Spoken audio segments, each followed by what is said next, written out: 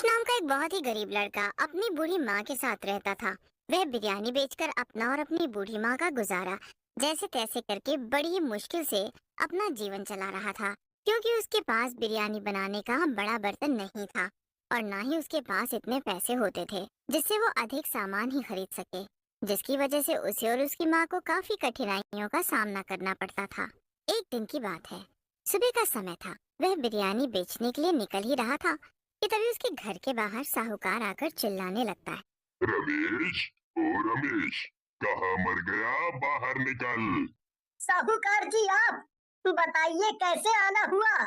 तुझे तो याद होगा नहीं, इसीलिए मैंने सोचा कि मैं ही जाकर तुझे याद दिला दूं कि तुझे कर्जा भी देना है। अब तू मुझे ये बता कि तू मेरा कर्जा कब देगा? साहूकार जी, मुझे सब याद है, मैं कुछ नहीं भूला हूँ। मैं जल्दी ही आपका कर्जा चुका दूंगा। हम्म, ये तो मैं कब से सुने जा रहा हूँ। तुझे पता है ना, तेरा घर मेरे पास गिरवी पड़ा है। अगर तूने 1 महीने के अंदर मेरा कर्जा नहीं दिया तो मैं तेरा घर ले लूंगा। रहम रहम मालिक, ऐसा ना कहिए। मैं जल्दी ही कोशिश करता हूँ आपका कर्जा लौटाने का। यह कहकर साहूकार चला जाता है और रमेश बेचारा चिंता में पड़ जाता है। 1 महीने के अंदर मैं साहूकार का कर्जा कहाँ से चुकाऊंगा? अगर मैंने उसका कर्जा नहीं चुकाया तो वो मेरा घर ले लेगा। नहीं नहीं, मेरे पास इस घर के अलावा कुछ भी नहीं है। ये घर मेरे पिताजी की निशानी है। मुझे कैसे भी करके साहूकार का कर्जा चुकाना होगा, पर कैसे?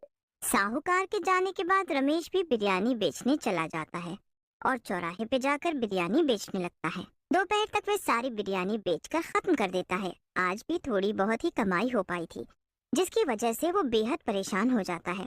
दोपहर होते होते उसकी सारी बिरयानी भी खत्म हो जाती है, तो वो घर की तरफ निकल पड़ता है। पूरे रास्ते वो बस यही सोचता जा रहा था कि वो साहूकार का कर्जा कैसे चुका पाएगा। तभी रास्ते में पीपल के पेड़ के नीचे से जाते हुए अचानक से उसके ठेले के नीचे पत्थर आ जाने से उसका बैलेंस बिगड़ जाने से उसका ठेला लुढ़क जाता है और उसके ठेले पर रखे बिरयानी बनाने का मटका गिरकर टूट जाता है। अब तो ये देखकर रमेश वहीं पर बैठकर अपना सर पकड़कर रोने लगता है। हे भगवान, ये क्या हो गया?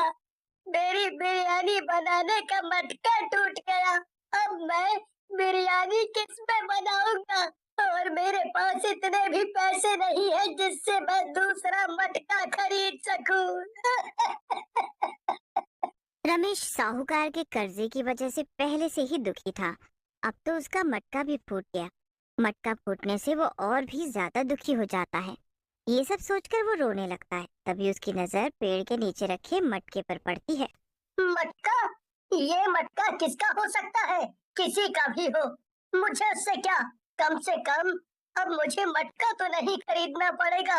और ये मटका मेरे मटके से बड़ा भी है। अब मैं इसी मटके में बिरयानी बनाकर बेचा करूंगा। फिर वो मटका वो अपने ठेले पर रखकर घर चला जाता है और जब वो घर पहुंचता है तो अपनी माँ को नीचे जमीन पर गिरा देखता है। रमेश जल्दी से अपनी माँ को सहारा देकर उठाता है और उन्हें पलंग पर लेटा देता है। वो देखता है कि उसकी माँ को बहुत तेज बुखार है। रमेश के पास जितने भी पैसे थे वे उनसे अपनी माँ की दवाई ले आता है और जो उसके पास थोड़े बहुत पैसे बचते हैं उससे वो अपनी माँ के लिए खाने के लिए कुछ ले आता है। उसके सारे पैसे दवाई और खाने में खर्च हो जाते हैं और बिरयानी बनाने के लिए उसके पास कुछ नहीं बचता।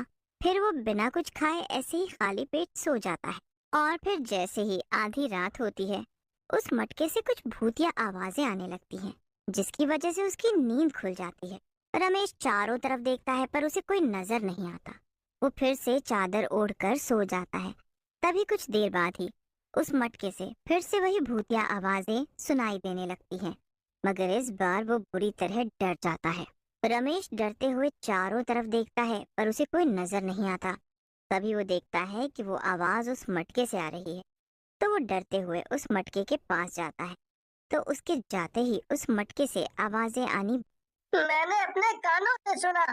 वो आवाज इसी मटके से आ रही थी।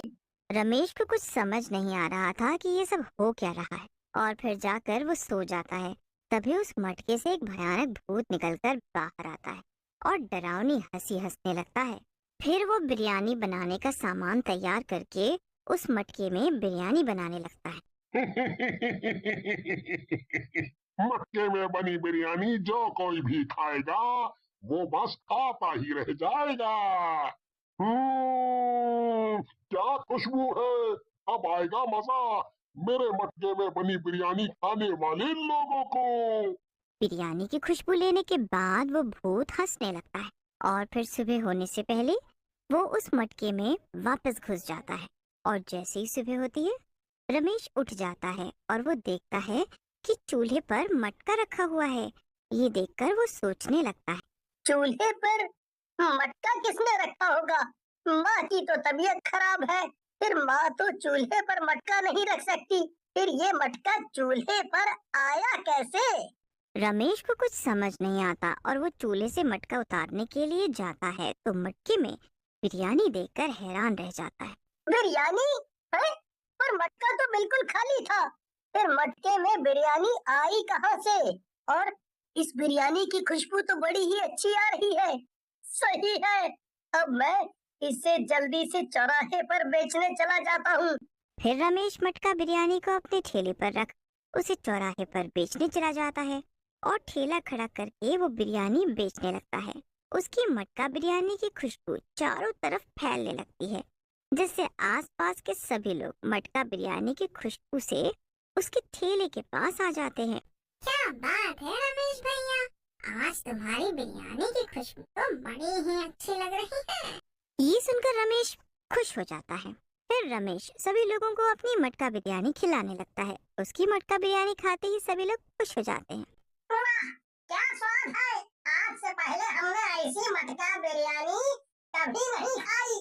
कुछ बात तो है इस बिरयानी में।